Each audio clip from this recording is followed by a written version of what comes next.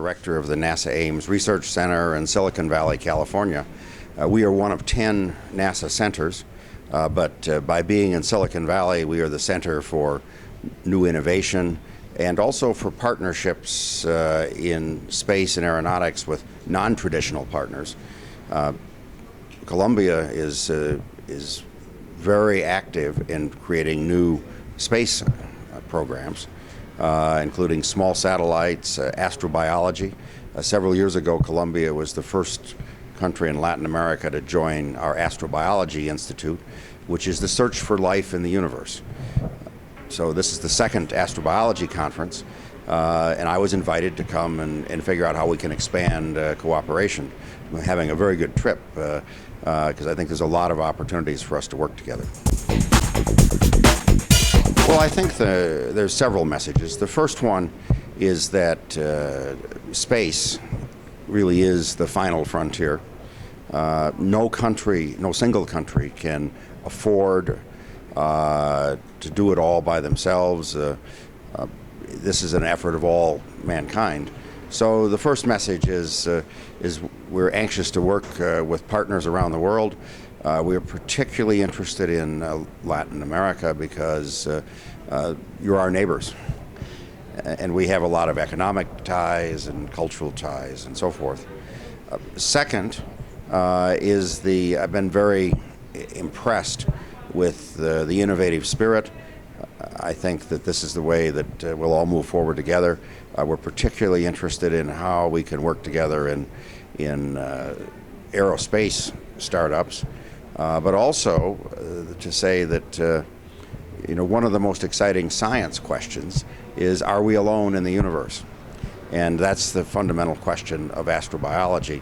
So it's a good opportunity, in addition to working together to go forward into space. It's also an opportunity to consider the ultimate question. Well, NASA has several jobs. The President of the United States gives us about 5 or 6 jobs, but there are 3 fundamental jobs. The first one is to help life here on Earth, and that may be the most important thing that we can do, and that means developing new industry, to studying the planet, how we can help work with climate change and global change. It includes working together. Space exploration is one of the things that we all have in common. It's a way we can work together, even if we have differences. It's interesting that we ended the Cold War with Russia by deciding to work together on the International Space Station, so it became a glue to hold us together. Second is that NASA is a science agency. We're interested in developing the means to understand the fundamental secrets of the universe. And again, as I pointed out, maybe the most important one is life, and we all share that. How did we begin? How did life begin? And is there life elsewhere? The third one is maybe the most important in the long run. We are on the verge of humans expanding into the solar system and beyond. Sometime in the next few decades, humans will leave this planet to live in other worlds, whether it's the moon or Mars or asteroids or other places in our solar system. That great adventure is beginning now. Almost half a century ago, we began our exploration of space. The next step is the expansion into space, and that again is something that we all have to do together. So we really have 3 objectives. Well, I think it's one of the great successes of NASA that when I grew up in the 1950s and 1960s, NASA was what inspired me to study science and mathematics. I wanted to be an astronaut.